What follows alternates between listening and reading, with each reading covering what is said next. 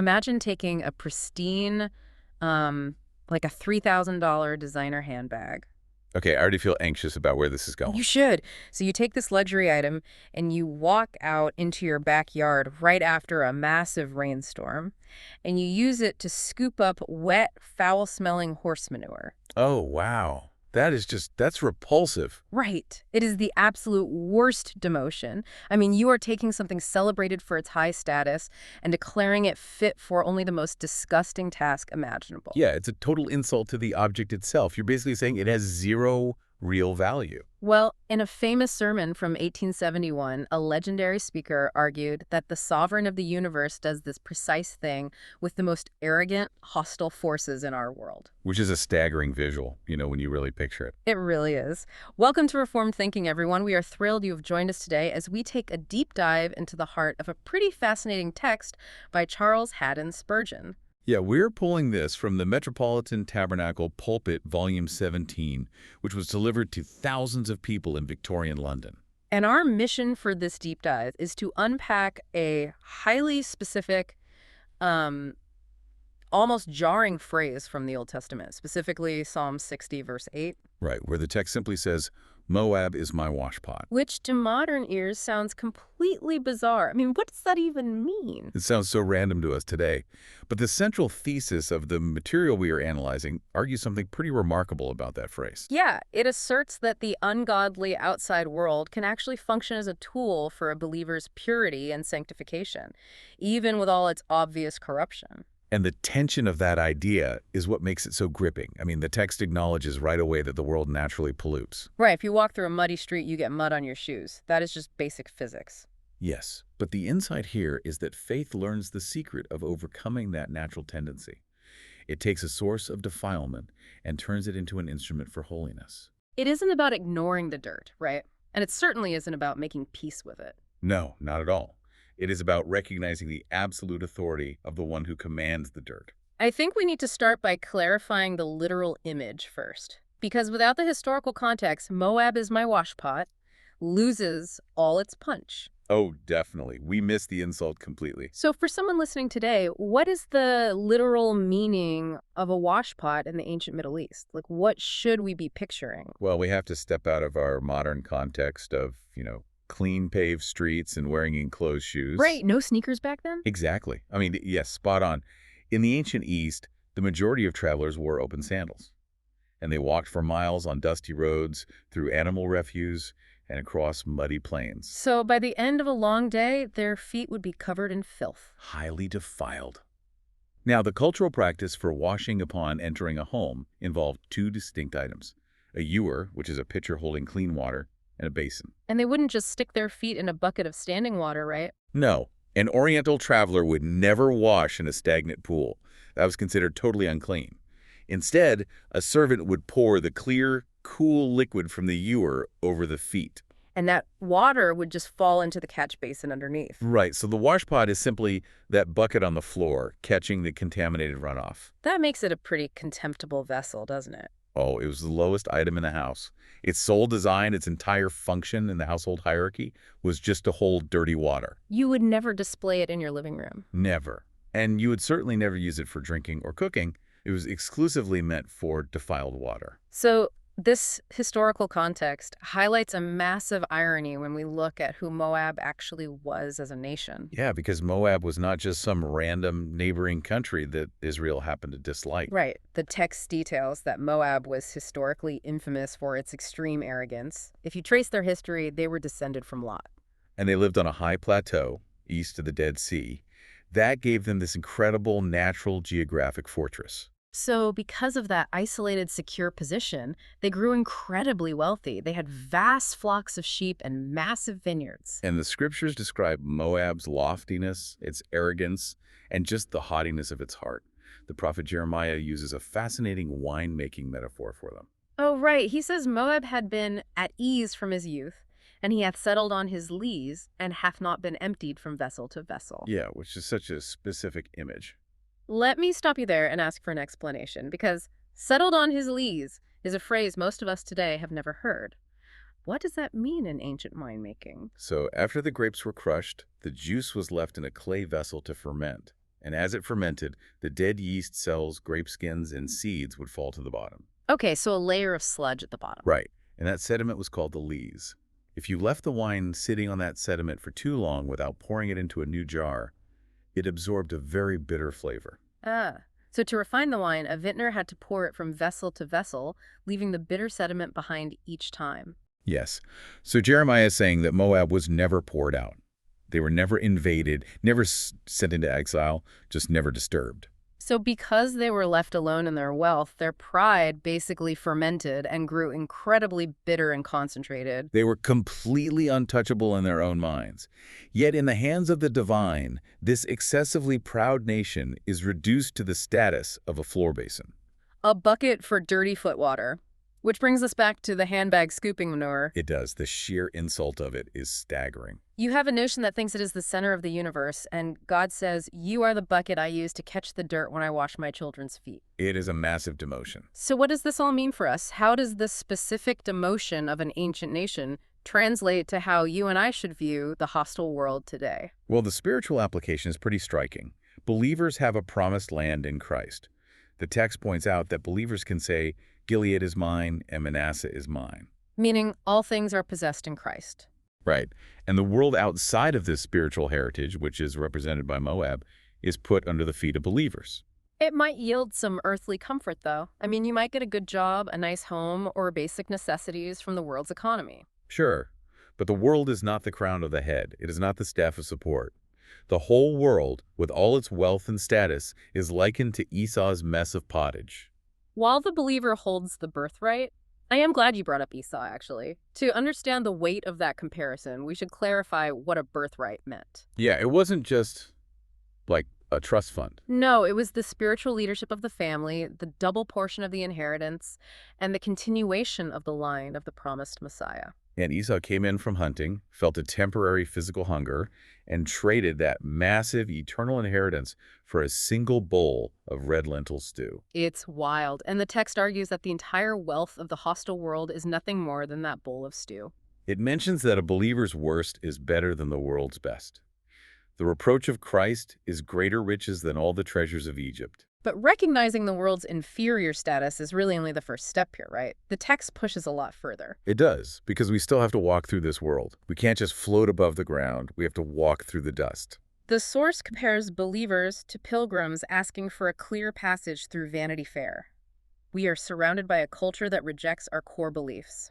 So the big question is, how do we actually interact with its corrupting influence without being ruined by it? Well, the first practical way this washpot concept operates is by functioning as an internal alarm system. The text argues that the ungodly act as danger signals for believers. Like a warning light on a dashboard. Yeah. When a train is barreling down the tracks and the engineer sees a red flashing light, it doesn't mean the train is broken. Right. It means there's destruction ahead on that specific path. And the engine needs to be reversed immediately to avoid a catastrophe. That is a very sobering reality to consider. The world acts as a washpot by providing visible, undeniable warnings of what sin produces. The source points to several biblical examples for this, doesn't it? It does. It mentions profane Esau, whom we just talked about. It mentions obstinate Pharaoh, who hardened his heart until his entire empire was crushed. It also brings up disobedient Saul, apostate Judas, and vacillating Pilate.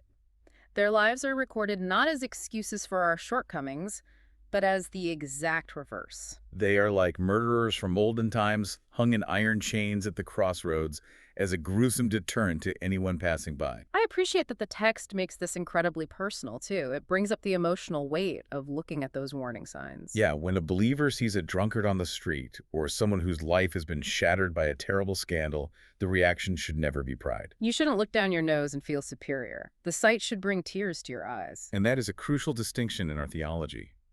The text asserts that the seed of all sin lies within our own corrupt nature. When we see transgressors, we have to keep in mind that such were some of us. And even if we didn't commit those specific public acts, the inner capacity is identical. The source brings in a brilliant historical quote from John Bradford to illustrate this. He was an English reformer in the 16th century. Right, and he was watching a criminal being led out to execution at Tyburn. We should probably paint the picture of what Tyburn was like. Oh, definitely.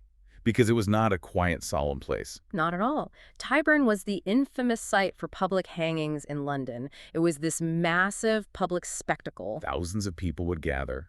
There was a carnival atmosphere with vendors selling pies and crowds jeering at the condemned. Loud, chaotic, and grotesque. But in the middle of that noise, John Bradford looks at the condemned man in the cart. And he sees past the spectacle right into the human condition. He had tears in his eyes and said, "There goes John Bradford, but for the grace of God." He recognized that the only thing standing between him and the gallows was divine restraint, not his own superior moral fiber. It's a heavy realization. It is. But I have to push back a little on the practicality of this. If we see the world as totally consumed by passions that we also possess, doesn't that make the Christian life feel incredibly precarious? How do you mean? Well, if I have the exact same combustible material inside my chest as the guy who just ruined his marriage or embezzled money, how do I avoid falling into the same pit? Are we just supposed to walk around feeling guilty all the time? No. And that brings us to the mechanics of mortification. That's a heavy theological term, but the practical application is quite clear in the text. It relies heavily on the Apostle Paul's teaching in Romans chapter 7, right? Yes, Paul frankly acknowledges, "In my flesh dwelleth no good thing." He describes an intense internal conflict between his renewed mind and his remaining sinful nature. So mortification is the active, intentional process of putting those remaining sinful desires to death. Right. It isn't just feeling guilty. It is actively starving the flesh. Seeing the physical embodiment of sin in others forces believers to engage in this. I want to break down those mechanics so anyone listening can apply this today. How does seeing someone else's failure translate to starving our own flesh? Well, it acts as a catalyst for cultivating the opposite virtue. For example, if a believer encounters a vain boaster at a dinner party who just demands all the attention. We all know someone like that. Right. The believer shouldn't just roll their eyes. They should use that irritation as an active prompt to cultivate humility in their own life. Oh, I see. Or if you meet a morose, bitter person who speaks sharply and alienates everyone, you use that negative interaction as fuel to cultivate cheerfulness. Spot on. You actively practice godly gentleness. Or if you observe a miserable exhibition of stinginess where someone is wealthy but refuses to help a person in desperate need, you actively practice generosity. You go out of your way to give something away that very day. You see the snare, and instead of just stepping around it and hoping you don't fall in later, you train your mind to despise the bait. The world basically becomes a mirror, reflecting what the believer would be without the grace of God.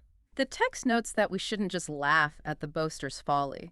We should ensure we never act out that same ridiculous part. Dame experience runs a strict school, and sadly, few people learn by watching others smart under her rod. Most people insist on feeling the pain themselves before they learn the lesson. But the wise believer uses the world's catastrophic errors to steer their own course aright. Which is such a better way to live. It is. So the internal realization of our own capacity for evil acts as a brake pedal.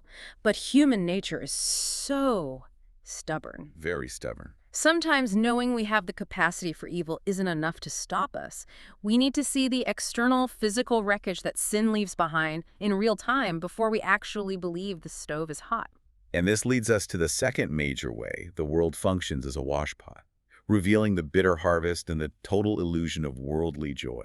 We often assume the ungodly are getting away with something, don't we? We do. We look at the culture and we hear their loud songs. We see their merry dances, their wealth, and their hilarious laughter on social media.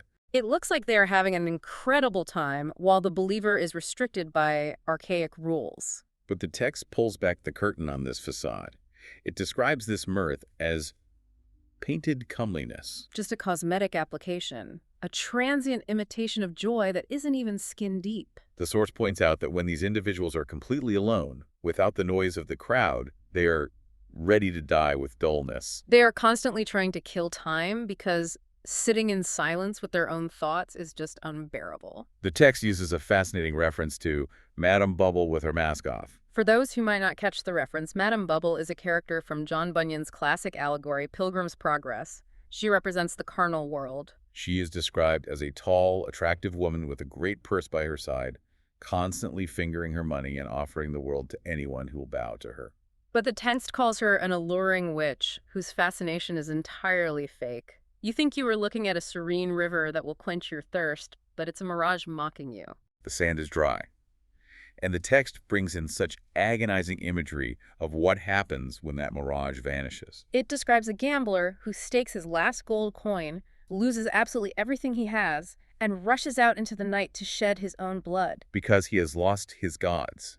That specific phrase carries immense psychological weight. When a person makes money, or status, or a thrill their god, their entire identity is tethered to that idol. So when the idol breaks, when the money is gone or the reputation is ruined, there's nothing left but despair. There is no foundation underneath the floorboards. The text contrasts this utter suicidal ruin with the believer whose permanent capital is safely guarded. The source says the believer's treasure is held in the imperial exchequer by omnipotence itself. I love that phrase, the imperial exchequer. It means the royal treasury. It is the most secure vault imaginable. Right. So if a believer loses earthly wealth, if they lose their job or face financial ruin, the text likens it to losing a little pocket money. It is painful in the moment, certainly, but their vast, eternal inheritance remains entirely secure and untouched by inflation, theft, or market crashes.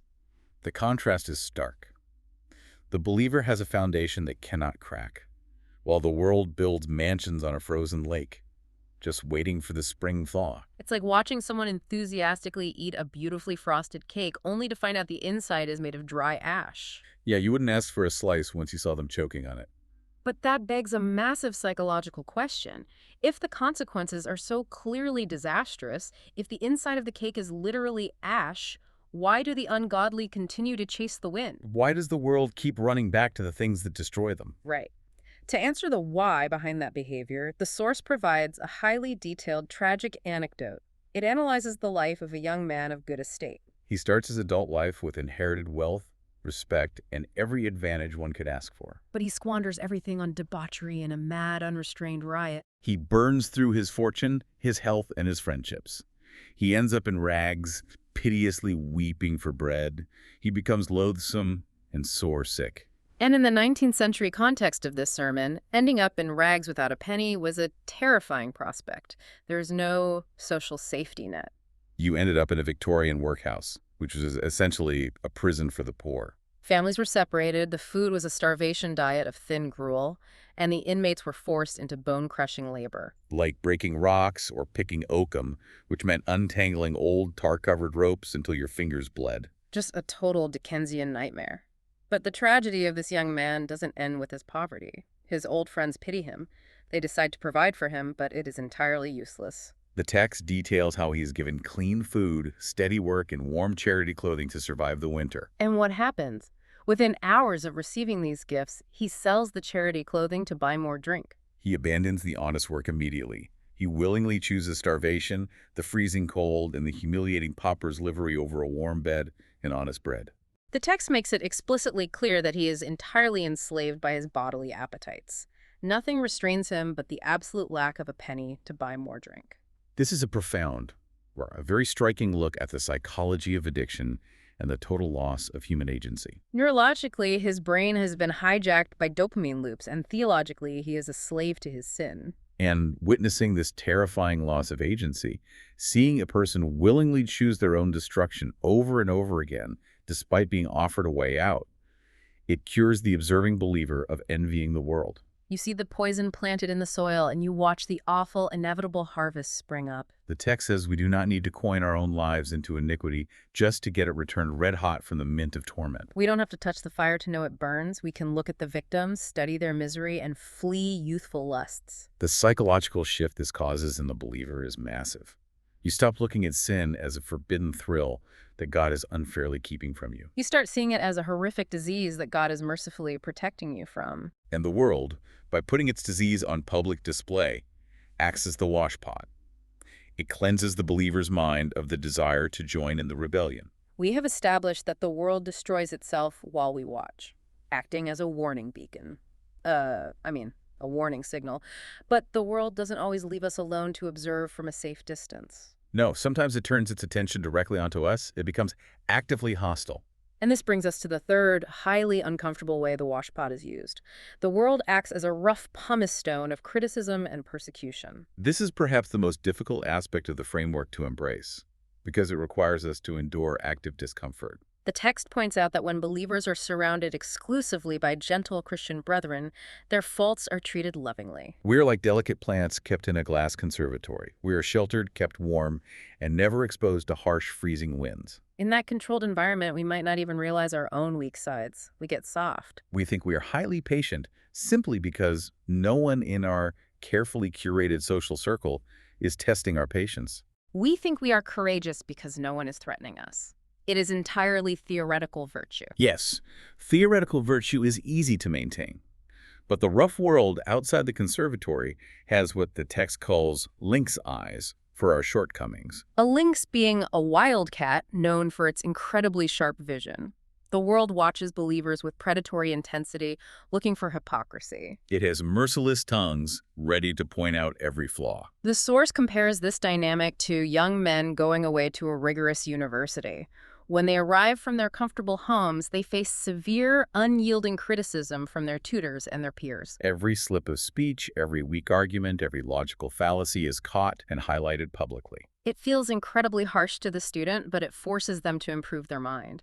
In the same way, worldly slander and unfair criticism tests the believer's temper and patience. I want to pause and synthesize this because it is a tough pill to swallow. Are we saying that when a colleague at work ruthlessly mocks your faith, or a boss is needlessly cruel, or an anonymous skeptic slanders your character online, Right. we are supposed to be grateful for the abuse? That's a very fair question. Because does the text suggest we should actively seek out persecution to build our character? From a psychological standpoint, seeking out abuse sounds incredibly unhealthy. It does sound counterintuitive, but the text is very clear.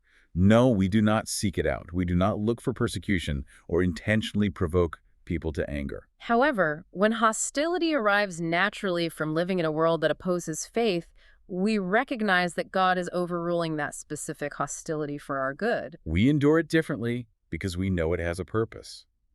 The text provides an incredible historical illustration of this dynamic with the story of Mr. Fraser. Right, a minister in the north of Scotland in the days of the Fathers in Rossshire. We really need to explain what a Scottish winter in a 19th century manse actually felt like before we tell this story. Oh, it was brutal. These homes were made of thick stone, they had no central heating, no insulation, and the wind blowing off the North Sea was freezing. If you didn't have a fire burning in the hearth, the damp cold would seep straight into your bones. It was a matter of physical survival to have heat and light during the long winter nights. That physical context makes the story staggering. Mr. Fraser's wife was cold, unfeeling, and remarkably cruel to him. She intentionally denied him basic necessities. She refused to give him food, light, and fire in his study during the bitter Scottish winters while he was trying to prepare his sermons. He was forced to walk back and forth in the pitch-dark, freezing room just to keep his blood circulating so he wouldn't freeze. The story notes that he kept his hands in front of him as feelers so he wouldn't hit the stone walls in the dark. And over time, his pacing actually wore a physical hole through the plaster at each end of his walking path. The physical reality of that endurance is astounding. Walking in the freezing dark, wearing a hole in the wall, just to survive the cruelty of your own household. Most people would become incredibly bitter or simply abandon their calling under those conditions. Yet the conclusion of the story is what drives the theological point home. At a presbytery dinner, which was a regional gathering of ministers, he was surrounded by moderate clergymen. These were men who were more cultural in their religion than truly pious. They knew about Fraser's terrible home life. They proposed a toast to their wives, and they winked at him, fully expecting him to sit quietly or decline the glass, knowing the misery he endured. Instead, Mr. Fraser cordially joined the toast. He stated clearly that his wife was better than any of theirs. When the shocked ministers asked how that could possibly be true, he replied that she sent him to his knees in prayer 7 times a day when he otherwise would not have gone. She acted as the pumice stone. Her cruelty was the harsh wind that drove his ship faster into the safety of the port. We don't excuse her abusive behavior, right? Her actions were completely wrong. Absolutely. But we marvel at the reality that God hijacked her cruelty to build a prayer life in Mr. Fraser that he never would have developed in a warm, comfortable study. That is the essence of the Washpot. Worldly hostility cures the believer of loving the world. The text notes that when the world gives believers the cold shoulder, it is actually a hidden blessing. Half of a believer's temptations vanish immediately when the world rejects them. If the culture turns its back on you, you are driven out of the camp to bear the reproach of Christ. You stop trying to fit in with the society that actively hates your Lord. It sandpapers off our desire for worldly approval. If your faith is mocked by the culture, it reveals whether your creed is deeply rooted in truth or if it is just a superficial social club. When a tree shakes violently in a storm, the wind threatens to topple it, but that very motion forces the root system to dig further into the soil to find stability. The hostility creates resilience. So the present friction with the world drives the believer to prayer and separation. But there is a much heavier final reality that completely alters how the believer views the ungodly. And this brings us to the final aspect of our discussion today. The fourth point from the text addresses the destiny of the ungodly in the world to come. This is a heavy subject. It deals with eternal consequences, but it is integral to the entire framework. Without this final point, the rest of the observations are just temporary social dynamics. The text explicitly mentions the terrifying final sentence pronounced at the judgment. Depart, ye cursed, into everlasting fire, prepared for the devil and his angels. That is a staggering phrase. The text uses severe biblical imagery to reinforce the weight of this point. It calls to mind the destruction of those who believed not after leaving Egypt. They saw the miracles, but their rebellion left their bodies scattered in the wilderness. It mentions the angels who left their first estate and are now reserved in everlasting chains and darkness. It points to the vengeance of eternal fire upon the cities of Sodom and Gomorrah. These are not metaphors in the text. They are presented as historical warnings of a future reality. The text uses these historical judgments to force the believer to consider the ultimate trajectory of sin. When we look at a hostile culture, we are not just looking at temporary political rebellion or social disagreement. We are looking at souls facing eternal ruin. The theological necessity here is that a just, holy God cannot allow rebellion and evil to go unpunished forever. The doom of the ungodly acts as a most solemn warning to anyone observing. If you were standing on the dock and saw a magnificent luxury cruise ship sailing out of the harbor with music playing and passengers drinking champagne on the deck, you might feel a pang of jealousy. Sure, it looks like a great time. But if you held a map and knew absolutely that the ship was steering directly into a fatal, inescapable whirlpool, that jealousy would instantly turn to horror. You wouldn't want to be anywhere near that ship. You'd want to be safely on dry land. How does meditating on this final destruction actually cultivate a greater love for the Savior in the heart of the believer? The source explains that seeing the full development of sin, knowing where it finishes down in the deeps of wrath, drives the believer to make their calling and election sure. Let me jump in there.